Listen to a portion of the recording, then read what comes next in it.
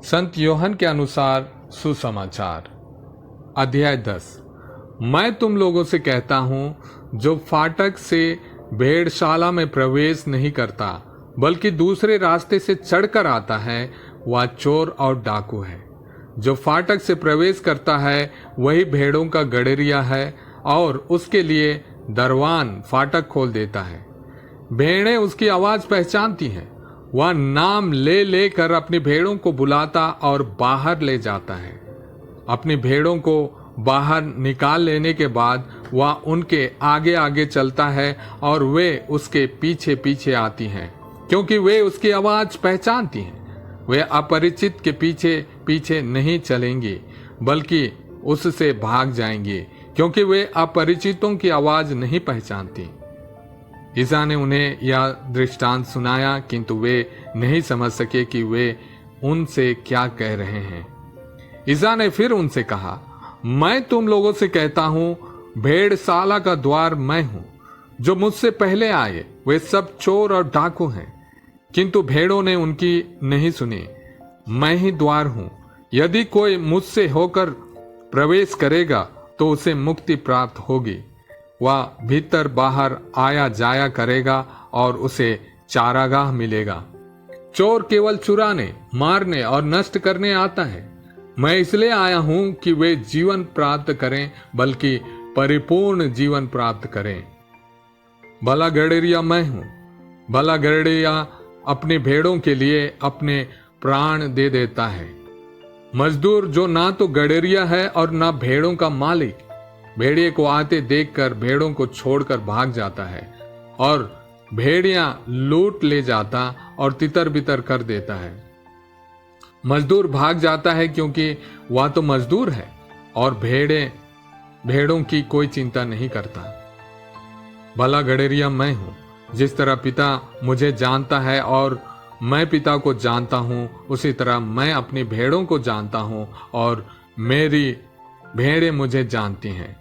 मैं भेड़ों के लिए अपना जीवन अर्पित करता हूं। मेरी और भी भेड़ें हैं जो इस भेड़शाला की नहीं हैं। मुझे उन्हें भी ले आना है।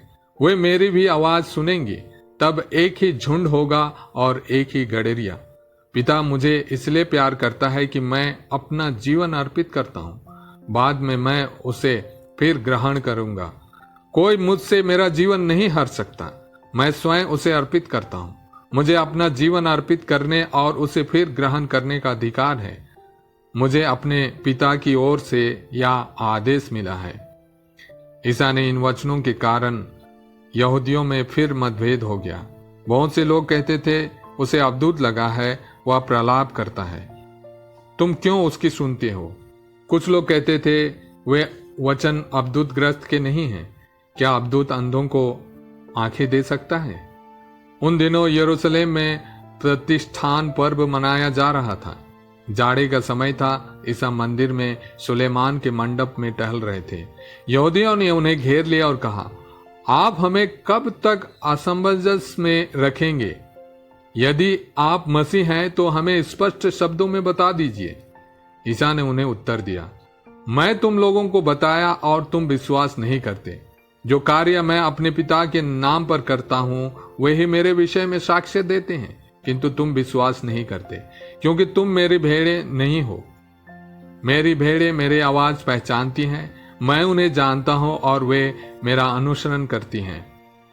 मैं उन्हें अनंत जीवन प्रदान करता हूं। उनका कभी सर्वनाश नहीं होगा और उन्हें मुझसे कोई नहीं छीन सकेगा। उन्हें मेरे पिता ने मुझे दिया है। वह सबसे महान है।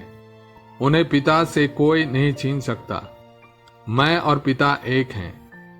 यहूदियों ने ईसा को मार डालने के लिए फिर पत्थर उठाए। ईसा ने उनसे कहा, मैं अपने पिता के सामर्थ से तुम लोगों के सामने बहुत से अच्छे कार्य किए हैं। उनमें किसी कार्य के लिए मुझे पत्थरों से मार डालना चाहते हो।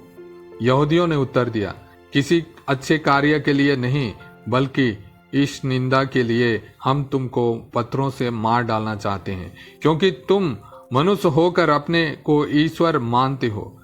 ईसा ने कहा, क्या तुम लोगों की संहिता में यह नहीं लिखा, मैंने कहा तुम देवता हो। जिनको ईश्वर का संदेश दिया गया था। यदि संहिता ने उनको देवता कहा है और धर्मग्रंथ की बात टल नहीं सकती, तो जिसे पिता ने अधिकार प्रदान कर संसार में भेजा, उससे तुम लोग यह कैसे कहते हो तुम इस निंदा करते हो? क्योंकि मैंने कहा मैं ईश्वर का पुत्र हूं। यदि मैं अपने पिता के कार्य नहीं करता तो मुझ पर विश्वास ना करो, किंतु यदि मैं उन्हें करता हूं तो मुझ पर विश्वास नहीं करने पर भी तुम कार्यों पर ही विश्वास करो, जिससे तुम यह जान जाओ और समझ लो कि पिता मुझ में है और मैं पिता में हूं। इस पर उन्होंने फिर से ईसा को गिरफ्तार करने का प्रयत्न किया, परंतु वे उनके हाथ से निकल गए। ईसा यरदन के पार उस जगह लौट गए जहां पहले योहन बपतिस्मा दिया करता था और वहीं रहने लगे। बहुत से लोग उनके पास आए। वे कहते थे, योहन ना तो कोई चमत्कार दिखाया, परंतु उसने इसके विषय में जो कुछ कहा वह सब सच निकला, और वहां बहुत से लोगों ने उनमें विश्वास किया।